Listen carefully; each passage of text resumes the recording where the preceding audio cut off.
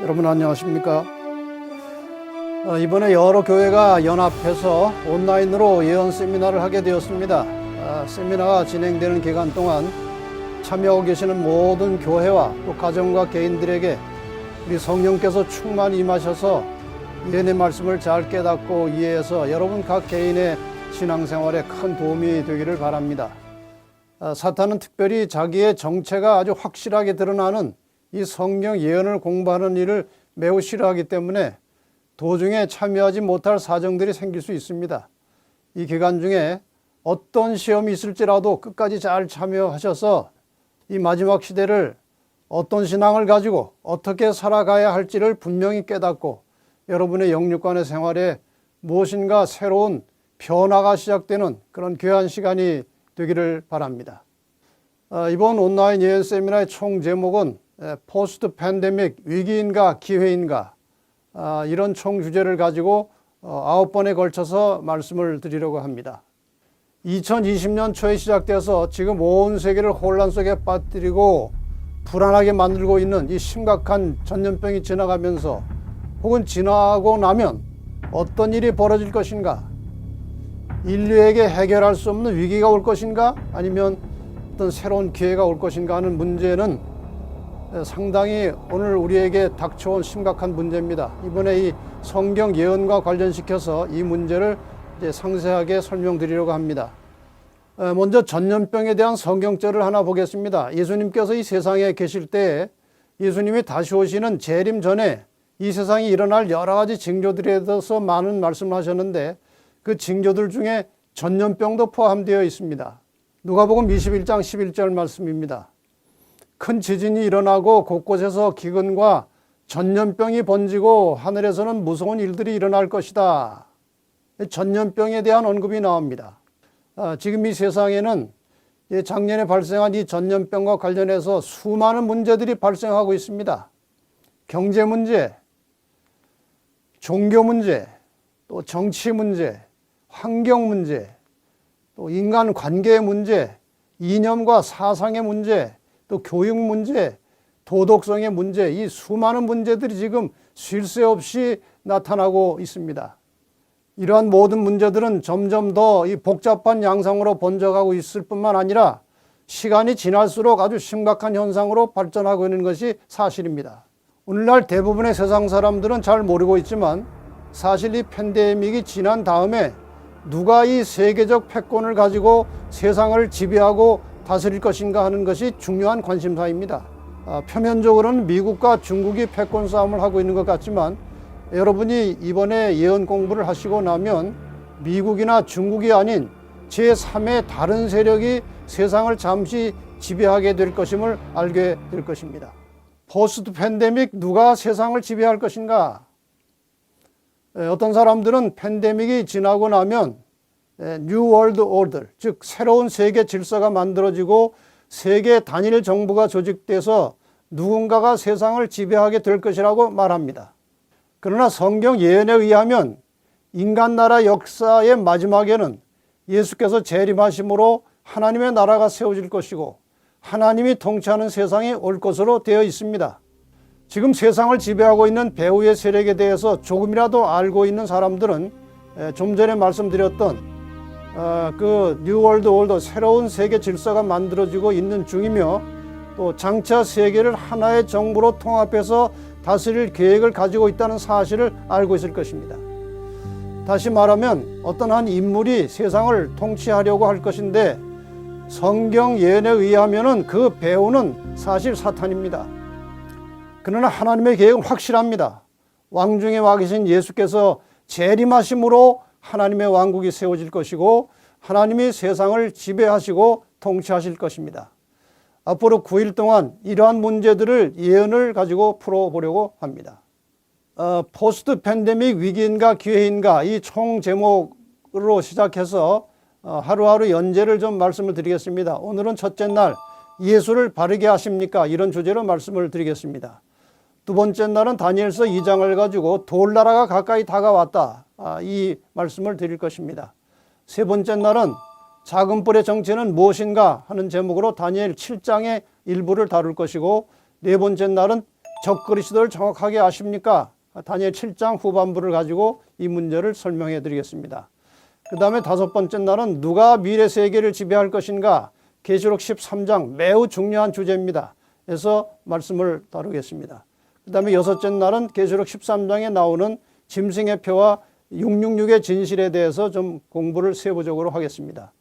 그리고 일곱 번째 날에는 계시록 14장의 주제를 가지고 최후의 심판을 알리는 나팔소리, 이런 주제로 말씀을 드리겠습니다. 그리고 여덟 번째 날은 팬데믹 이후에 살아남을 자들은 과연 누군가? 계시록 12장을 가지고 말씀을 드립니다. 그리고 마지막 아홉째 날은 인류 역사의 종결과 새로운 세계 시작이라는 주제로 계시록 20장을 가지고 설명을 드리겠습니다. 오늘 첫 강의를 시작하면서 인생의 ABCDE에 대해서 잠깐 설명을 드리겠습니다. 인생은 B와 D 사이라고 하죠. birth, 탄생과 death, 죽음, 그 사이를 살고 있습니다. 그 사이에 이제 age, 나이를 먹어가면서 살다가 죽는 것입니다. 그런데 이 B와 D 사이에 Christ, 예수 그리스도를 만나면 eternity, 영생으로 들어갈 수 있습니다. 이것이 인생의 ABCD입니다. 여러분 이번 기간 동안에 이 원리를 좀 분명하게 확실하게 깨닫게 되셔서 그리스도를 제대로 만나서 이터니티, 영생으로 들어가는 그러한 새로운 좋은 기회가 되기를 바랍니다. 구원과 영생을 위해서 예수 그리스도를 믿는 사람은 많지만 예수를 제대로 알고 믿는 사람은 그렇게 많지 않습니다. 그리고 성경의 모든 중심은 예수 그리스도이십니다. 그러니까 예수를 제대로 알려면 사실 성경의 예언을 정확하게 알고 있어야 합니다. 그래서 오늘 첫째 날 예수를 바르게 아십니까? 이런 제목으로 말씀을 드리게 되었습니다. 좀 전에 말씀드린 대로 세상에 많은 사람들이 예수를 잘 모르고 믿고 있습니다. 한 가지 제가 예를 들겠습니다. 저 사진을 보면 누구라고 말씀하십니까? 예수님이라고 하시겠죠. 저분도 예수고 지금 저기 나온 사진들이 다 예수 그림인데 다 다르게 생겼습니다. 아프리카 사람들은 예수를 저렇게 흑인처럼 그립니다. 그 다음에 저분도 예수님이시고 또 이분도 예수님, 이분 요즘은 안경 쓴 예수님도 누가 그려놓고 있어요. 자, 다 예수 그리스도이십니다. 예수님은 한 분인데 왜 이렇게 얼굴이 각각 다를까요? 예수를 그린 화가들이 가지고 있는 예수에 대한 이미지가 다르기 때문에 제각각 자기 상상대로 그려놓은 겁니다. 마찬가지로 예수를 믿는 사람들도 예수가 어떤 분인지 아는 지식이 각각 다릅니다. 그래서 예수가 어떤 분인지에 대한 정답은 하나지만 예수를 각각 다르게 알고 있기 때문에 수많은 사람들이 예수를 잘 모르고 예수를 믿고 있다는 겁니다. 그런데 사실 예수를 바르게 아는 것은 우리의 영생을 좌우할 만큼 중요합니다. 요한복음 17장 3절에 보면 영생은 곧 유일하신 참 하나님과 그의 보내신 자 예수 그리스도를 아는 것이니라. 영생은 하나님과 예수 그리스도를 아는 것이라고 말씀하셨습니다. 요한복음 5장 39절에 보면 너희가 성경에서 영생을 얻는 줄 생각하고 성경을 상고하거니와 이 성경이 곧 내게 대하여 증거하는 것이로다. 다시 말해서 성경을 확실하게 분명하게 깊이 있게 잘 모르면 예수도 모른다는 겁니다. 왜냐하면 성경이 예수를 증거하고 있기 때문에 그런 것이죠. 자, 그러면 성경이 말하는 예수 그리스도를 우리가 간략하게 좀 생각해 보겠습니다. 성경은 아시는 대로 이제 구약과 신약으로 되어 있습니다. 저게 약이라고 하는 것은 약속이라고 할 때 그 약자입니다. 그러니까 성경은 큰 두 개의 약속입니다. 구약은 어떤 약속입니까? 인간을 죄로부터 구원하시기 위해서 여자의 우선 예수께서 오시겠다는 약속인데 그 약속을 따라서 예수님은 2000여 년 전에 오셨습니다. 그 예수님께서 인간의 모든 죄짐을 짊어지시고 십자가에 돌아가심으로 누구든지 저를 믿음으로 구원 얻을 수 있는 길이 열렸습니다. 그리고 예수님께서는 부활하시고 승천하셔서 하늘로 가셨는데 또 하나의 약속을 남기고 가셨는데 그것이 신약입니다. 이게 무슨 약속입니까? 다시 오시겠다는 약속입니다. 예수님은 분명히 이 세상에 한 번 더 다시 오실 것입니다. 예수님께서 그 다시 오시는 순간에 모든 인간의 운명은 영생하느냐 영멸하느냐 둘 중에 하나로 결정될 것입니다. 예수님의 초림의 목적은 죄로부터 인간을 구원하시는 것이었습니다. 그 다음에 다시 오시는 재림의 목적은 죄로부터 구원받은 하나님의 백성들을 이 죄악 세상에서 구출해서 하늘로 데려가기 위해서 다시 오시는 것입니다. 저게 성경 전체의 가르침이에요. 사도행전 17장 11절에 보면 베레아 사람은 데살로니가에 있는 사람보다 더 신사적이어서 간절한 마음으로 말씀을 받고 이것이 그러한가 하여 날마다 성경을 상고함으로, 이런 말씀이 있습니다. 여러분, 예수를 제대로 알고 믿으려면 성경을 깊이 상고하시고 그 말씀을 진실로 받아들이고 그 말씀에 순종하려고 하는 그런 의지가 있어야 되는 겁니다. 그래서 이번 기간 동안에 이 성경 말씀을 좀 깊이 연구하는 그런 기회가 되시기를 바랍니다. 성경에 하나님께서 인간을 구원하시는 모든 역사는 예언을 통해서 이루어져 갑니다. 성경은 다니엘서와 계시록만 예언서가 아니고 성경 전체 약 5분의 1 정도는 예언적 언어로 되어 있습니다. 될 것이다, 할 것이다, 뭐뭐일 것이다. 또한 미래적인 예언적인 언어가 많이 있습니다. 그래서 성경에 예수 그리스도에 대해서 예언한 첫 번째 예언을 먼저 잠깐 설명해 드리려고 합니다. 저 그림을 여러분이 보시면 대강 무슨 그림인지 아실 것입니다. 아담과 하와가 금지된 과의 선악과를 따먹고 불안하고 초조하고 이상하게 두렵고 죄책감이 들고 부끄러움이 들어서 숨었어요. 대충 무화과 나무 잎으로 옷을 엮어 입고 숨었습니다. 그때 하나님께서 나타나셨습니다. 아담아, 너 왜 그러고 있느냐? 너 선악과 먹었냐? 예, 하와가 줘서 먹었습니다. 하와야, 너는 왜 먹었냐? 뱀이 줘서 먹었습니다. 다 핑계를 댑니다.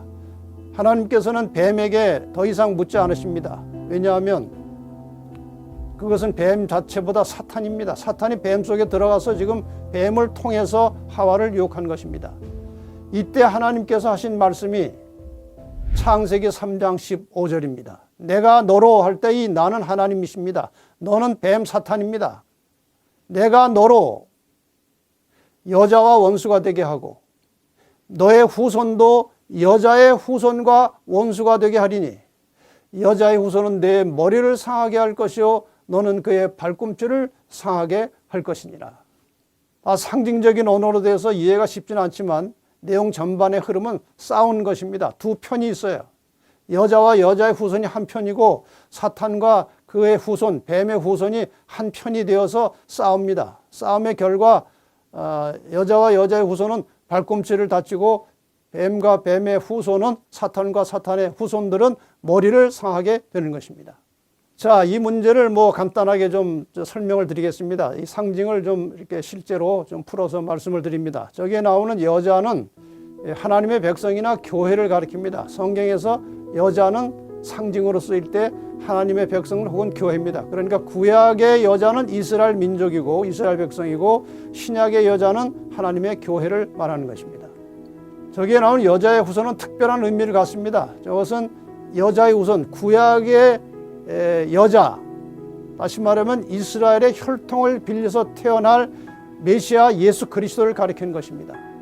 또 하나의 의미가 있다면 이 세상의 모든 인간들은 남자의 씨로 태어납니다. 그래서 다 남자의 후손입니다. 그런데 남자와 상관없이 태어난 유일한 존재, 그분이 바로 메시아 예수 그리스도이십니다. 그래서 여자의 후손이라고 할 수도 있다는 거죠. 그 다음에 너는 뱀, 용, 사탄, 마귀를 가리키는 것이죠. 너의 후손은 이 땅에서 사탄을 대신해서 그의 사탄의 뜻을 이루어가는 모든 악의 세력들을 가리켜서 너의 후손이라고 했습니다.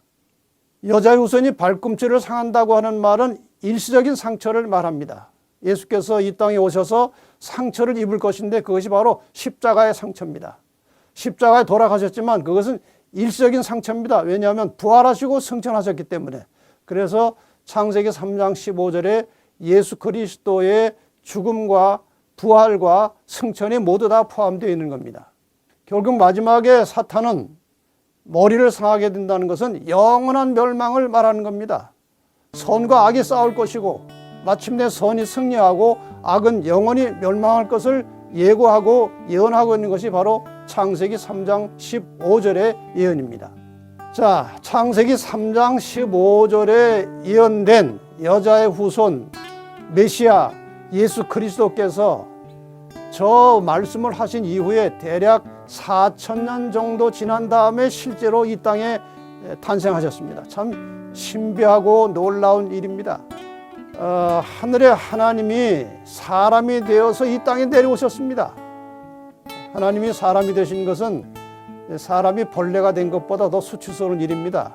그러나 죽음보다 더 강한 사랑으로 인간을 사랑하시는 하나님께서 죽을 수밖에 없는 사람을 구원하시기 위해서 사람이 상상할 수 없는 큰 희생을 치르시고 이 세상에 내려오셨습니다.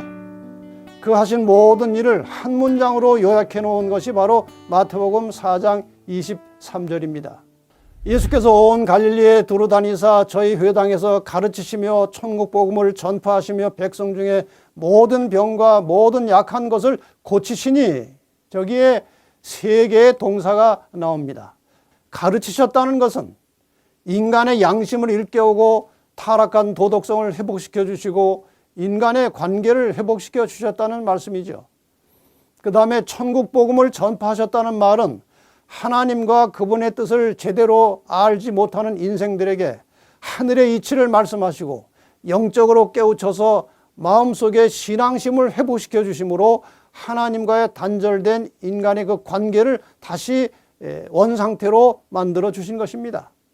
그리고 고치셨다는 말은 타락하고 부도덕해서 병든 인간들을 온전히 고쳐주시고 회복시켜 주셨다는 말씀이고, 이 동사들을 한마디로 하면 예수께서 사람의 전인 회복을 위해서 일하셨다는 그런 의미를 가지고 있습니다. 이렇게 예수님께서는 평생 동안 사람을 위하여 봉사하시고 희생하시고 헌신하면서 사셨습니다. 그분은 죄를 범하지 않으셨고 오직 사람을 위하여 철저히 자기를 낮추고 사람을 섬기는 봉사의 삶을 사셨습니다. 그런데 예수님은 마침내 그 당시 가장 흉악한 죄인을 사형시키는 방법이었던 십자가의 형을 받고 돌아가셨습니다. 너무나도 이상한 일입니다. 그 무지하신 분이 왜 죄인 취급을 받고 돌아가셨습니까? 그 예수님께서 돌아가시는 장면을 잠깐 영상으로 보겠습니다.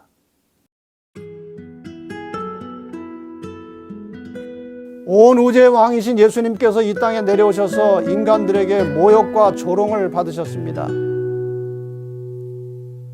심판자이신 주님께서 죄인들에게 억울한 재판을 받으셨습니다. 불쌍한 죄인들을 찾아다니면서 사랑과 봉사를 베푸시던 그분의 손과 발에 날카로운 못이 박혔습니다.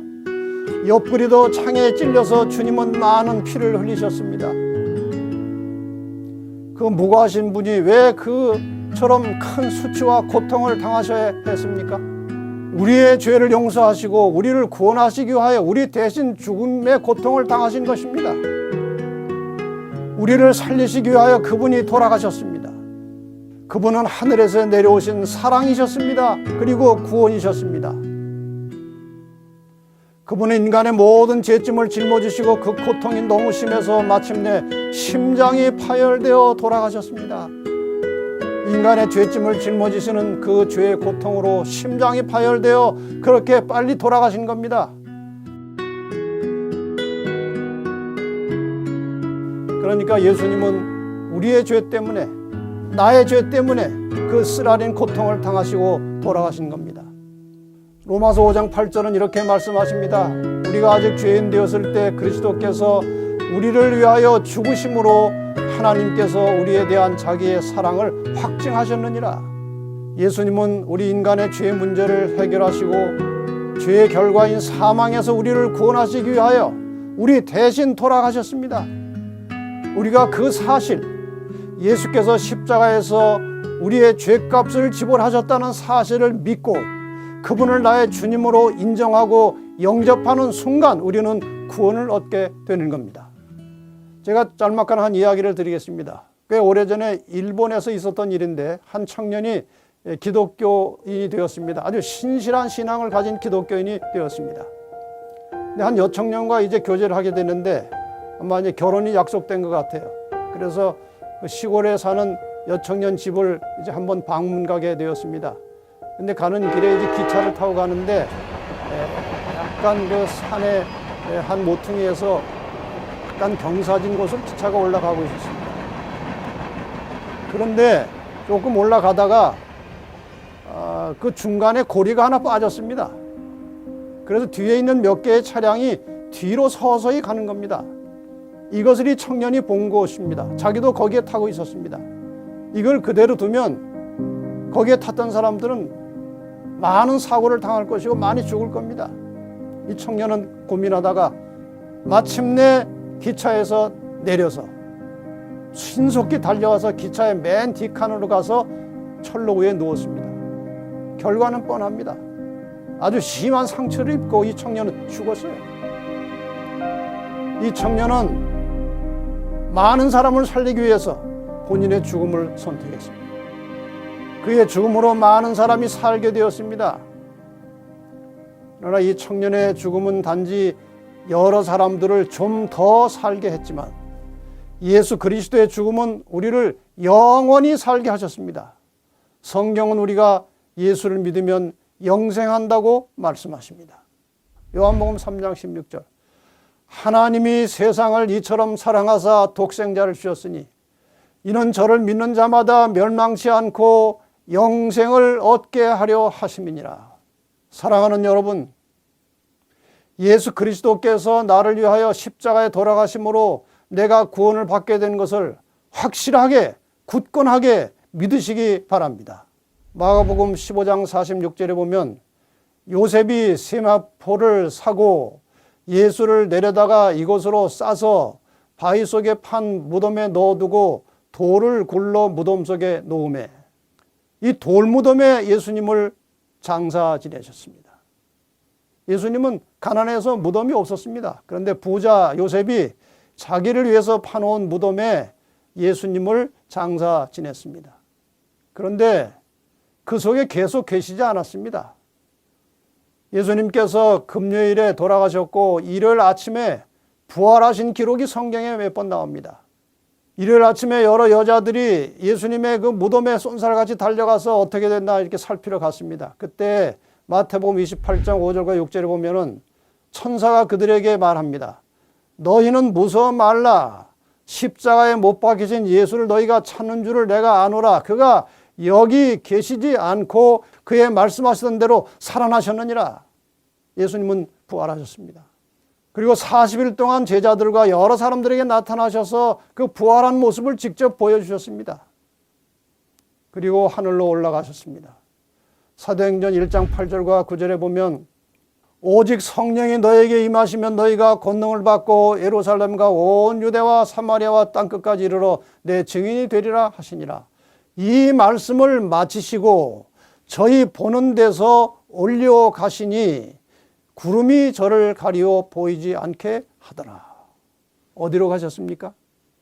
원래 계셨던 그곳, 하나님이 계시는 그곳, 내 아버지의 집으로 예수님께서는 올라가셨습니다. 그런데 약속을 하고 올라가셨죠. 내가 다시 오겠다는 약속을 하고 올라가셨습니다. 예수님께서는 구원받은 성도들을 데리러 다시 이 땅에 내려오실 것입니다. 마태복음 24장 30절에 예수님은 말씀하십니다. 그때 인자의 징조가 하늘에서 보이겠고 그때 땅의 모든 족속들이 통곡하며 그들이 인자가 구름을 타고 능력과 큰 영광으로 오는 것을 보리라. 예수님께서 영광 중에 재림하시는 장면을 이 땅의 모든 악인들도 보게 될 것입니다. 그들은 통곡하며 볼 것입니다. 그러나 예수를 믿고 구원받은 성도들은 정말 감격적인 모습으로 감동적인 모습으로 그리스도의 재림을 맞이하게 될 것입니다. 히브리 9장 28절에 보면은 예수님의 초림과 재림을 한꺼번에 이렇게 설명하고 있습니다. 이와 같이 그리스도도 많은 사람의 죄를 담당하시려고 단번에 들으신 바 되셨고 구원에 이르게 하기 위하여 죄와 상관없이 자기를 바라는 자들에게 두 번째 나타나시리라. 확실하지 않습니까? 십자가에 단번에 들으신 바 되셨지만 다시 두 번째 이 땅에 내려오셨다고 말씀하고 있습니다. 하나님은 죄인을 사랑하기 때문에 죄로부터 죄인들을 구원하시러 이 땅에 내려오셨습니다. 그리고 죄로부터 구원받은 하나님의 백성들을 죄악 세상에서 구출해서 하늘로 데려가시기 위해서 다시 오실 것입니다. 이것이 바로 하나님의 사랑입니다. 하나님은 사랑이십니다. 모든 사람을 사랑하십니다. 그 사랑하는 사람들을 구원하시기 위하여 독생자 예수 그리스도를 이 땅에 보내셔서 우리의 죄를 대신해서 죽게 하시고 우리를 구원하여 주셨습니다. 누구든지 예수 그리스도를 나의 구원자로 믿으면 멸망하지 않고 영생을 얻을 수 있는 길을 준비해 주셨습니다. 하나님은 사람을 강요하지 않으시기 때문에 예수를 믿고 구원받는 일에는 나의 선택이 필요합니다.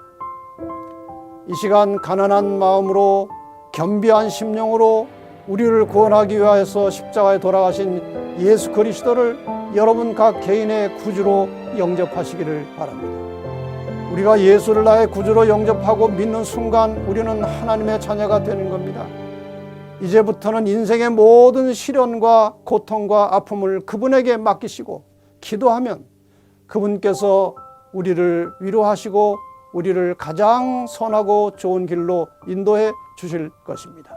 여러분 이 저녁에 겸비한 심령으로 이 예수를 여러분의 마음속에 구주로 영접하시기를 바랍니다.